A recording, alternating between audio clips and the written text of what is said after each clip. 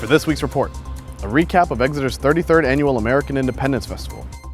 We discuss what went down at the special town meeting, a look into National Night Out, learning some tips on how to have a plastic-free July, and a recap of the latest select board meeting. For Exeter TV, I'm Gabe Perez, and this is the Exeter Biweekly Report. Let's do this.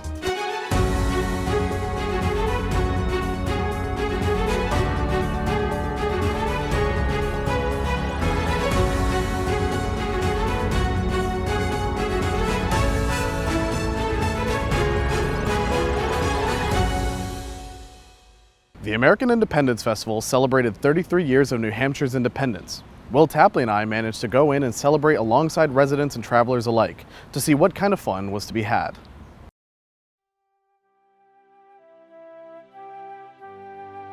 The American Independence Museum has put together their 33rd Annual American Independence Festival, or AIMFest. The festival, put on in the yards of the museum and extending out to Swayze Parkway and beyond, celebrates New Hampshire's Declaration of Independence on July 16, 1776. Artisans, crafters, performers, and vendors alike lined up the yards and streets with all sorts of arts, crafts, historical trinkets, and performances alike, including military reenactments, a greeting from George Washington, and Hidden Women, the story of Elizabeth Freeman. We had a quick word with Alina Schellenbein and Jen Carr, who both served major roles in getting the festival underway this year, and asked them how they felt about the festival going off without a hitch.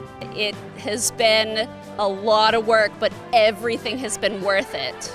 Volunteers really make up the heart of the American Independence Museum, and the whole festival would not go on without the help of all of the reenactors behind me, all of the artisans. We've got folks from the community who are out here on the street in the heat, but still making sure to say hello to everybody who comes out here. I am so impressed with Exeter and with the festival. What we're planning is to continue to build the festival every year up until 2026. And just do more and have more artisans, more reenactors, more marketplace participants, and just keep getting bigger and bigger until 2026, when it will be the festival to end all festivals. If you're interested in learning more about the festival or other goings-on at the American Independence Museum, you can go to their website at independencemuseum.org. With the Siphon project continuing on, a special town deliberative session was held in order to determine where the project goes from here. Will Tapley has that recap. Two major events happened last week related to the sewer siphons project. First, on Tuesday, July 11th, the town hosted a special deliberative session to discuss a sole warrant article to finish the project. Voters joined the select board and town staff in the historic town hall to hear a presentation from interim public works director Paul Vlasich about how the project progressed to where it is today. The purpose at that time was to add additional capacities to our siphons. We've got approximately 35% of the flow in town coming across the river from the J.D. Hill, the mill area, through the siphons. We had to go back in and redesign the project. We needed an extra $1.2 million because we came up with the solution now that we weren't just adding extra capacity through our siphons, but we had to take care of the existing flows that are already going through that. After many drilling attempts, we had to stop for a while. After we parked the project for a while, because now we were in time and materials way of the contract because of unforeseen conditions, we negotiated a fixed price for the bore across the river. Finance Director Corey Stevens also gave a detailed overview of the finances behind the $7.7 million project. The original project cost was $2.8 million. And with the difficulty that they've run into with the first barrel, the lump sum $2.6 million was added for a total cost of the first barrel of $5.4 million.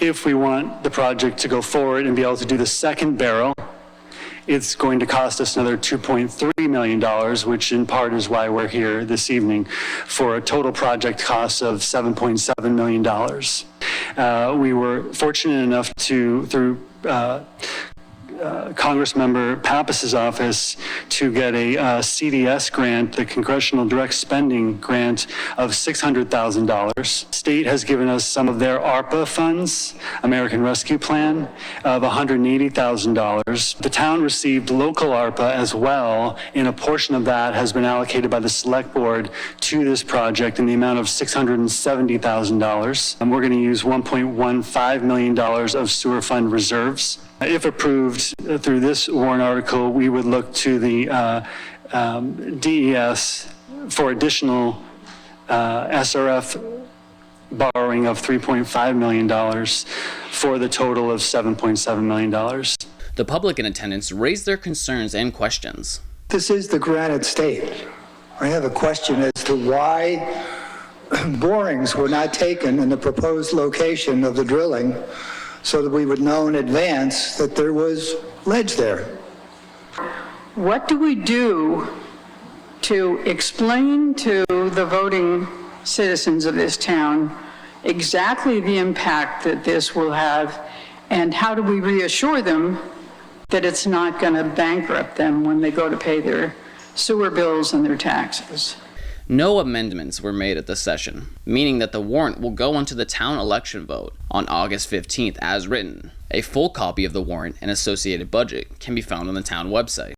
The following day, construction crews began to pull the first sewer siphon pipe that was pulled through from Swayze Parkway to the millside. In the morning, crews attached the siphon to the reamer drill and began pulling the pipe underground. Unfortunately, after several hours of work, the pipe separated from the rail swivel, approximately 200 feet across the river. Work has continued this week, starting on Monday, July 17th. The next step in the project is the continuation of the special town meeting, with the voting session on Tuesday, August 15th. Polls will be open from 7 a.m. to 8 p.m. at the Talbot Gymnasium at the Tuck Learning Center, 30 Linden Street. Voters will see a single article to authorize the town to enter into a loan agreement in the amount of $3.5 million. If the article is approved, crews will begin drilling and pulling a second siphon barrel in the fall, with work expected to continue through early winter. For more information about the siphon project or the special town meeting, visit the homepage of the town website, exeternh.gov. National Night Out is looking forward to celebrating Exeter's police force alongside its fellow residents. I went down to the police station and had a talk with our local detectives over what we can expect during the evening. Exeter's National Night Out will be returning once again to bring the community closer to Exeter's police force. On August 1st, between the hours of 4 p.m. to 7 p.m. at Townhouse Common Park, folks from around town can expect to find all sorts of fun and entertainment to be had alongside the Exeter police force. We spoke with Detective Bruce Page at the police station to see what we can expect from the evening. We want to invite everybody out to our National Night Out celebration. National Night Out is a great way to get to know your local officers. So this year we're going to have balloon animals, we're going to have temporary tattoos, we'll have all kinds of events for children. Our same music is going to be there. It's called The Two of Us. They're a Beatles tribute band. They're awesome.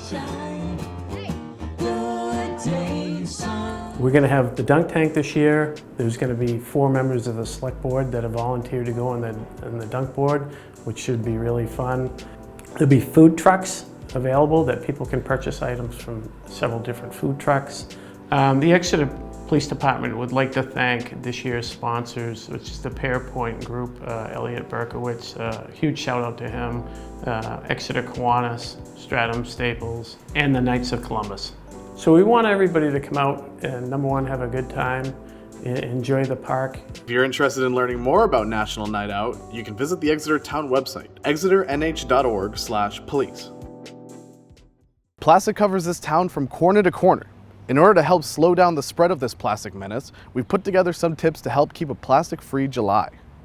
Happy Plastic Free July, Exeter. We have an exciting opportunity this month to come together as a community and make a habit change, and one that is imperative for our health, our earth, our world, our generation, and generations to come. Plastic is a overwhelming problem, and we can take this month to be more intentional about our own usage, where we can cut it, and just being aware of our dependency on it to start making small changes that lead to bigger changes.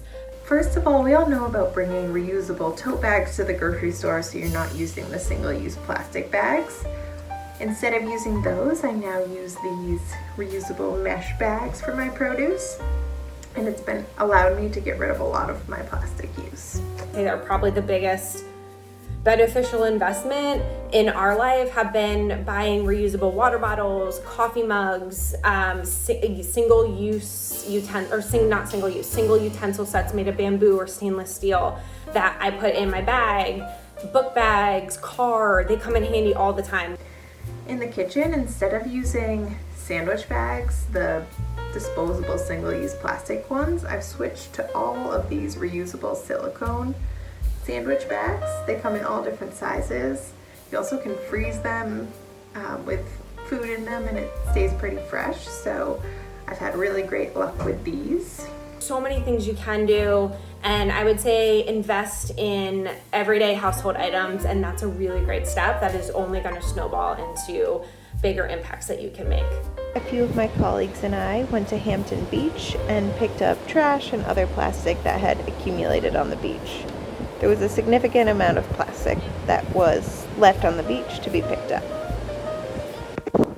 Join the committee in taking the pledge at plasticfreejuly.org. Thank you. The latest select board meeting covered a lot. Let's see what they had to say from our very own Meeting Minutes show.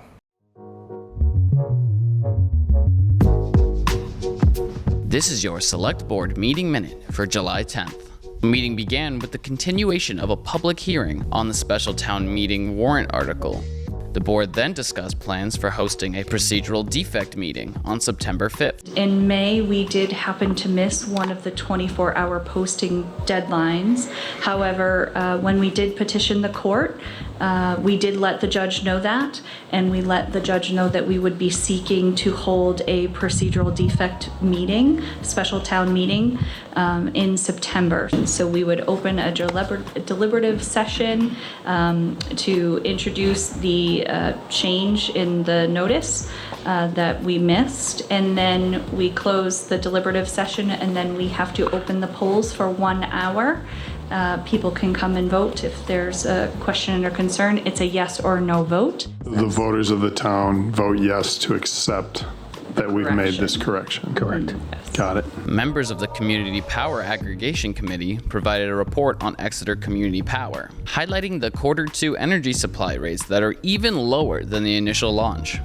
Unitel's default rate is a little over 13 cents a kilowatt hour. And if you look down to the very bottom, the Community Power Coalition New Hampshire rates, the Granite Basic, is about 11 cents. So there's still a fairly significant discrepancy between the lowest rate that Unitil is charging and what Community Power is charging. You know, we started out with Granite Basic being 15 cents plus, and now Clean 100, which is 100% renewable energy, is about the same price. Yeah. So, you know, if you liked your last 3 months, you can maintain it and right. Do something better for the environment. Yeah, exactly. Parks and Recreation received a grant totaling $841,240 from the Community Development Finance Authority. These funds will be used to make improvements to the new rec building at 10 Hampton Road toward the goal of creating a multi-generational community center. We're excited. Now the hard work is to begin. Congratulations on the application and the award. That's great. Next, Town Manager Russ Dean presented the 2023 Classification and Compensation Plan for non-union town employees. According to the consulting company, Exeter's increase in pay places it in the 75th percentile for town employee compensation. This means that Exeter will offer higher wages than 75% of similar communities in order to make Exeter more competitive in the job market and to retain more employees. We needed to do this. It's been almost 10 years since the town has looked at grades and wages, and particularly post-pandemic, with the private sector being what it is, We've lost some talented individuals, but we still have an incredibly talented staff that we would like to retain. I will just echo my own thanks and our thanks to our employees, without whom the town would not run, and we need to recognize and appreciate and pay them accordingly.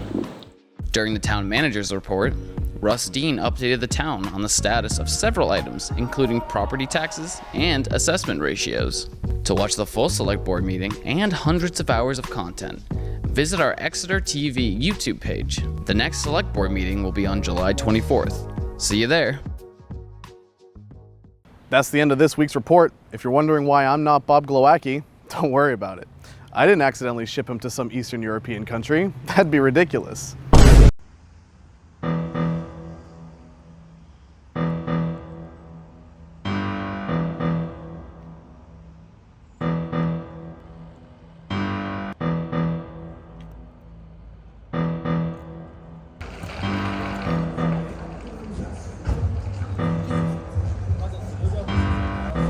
TV station.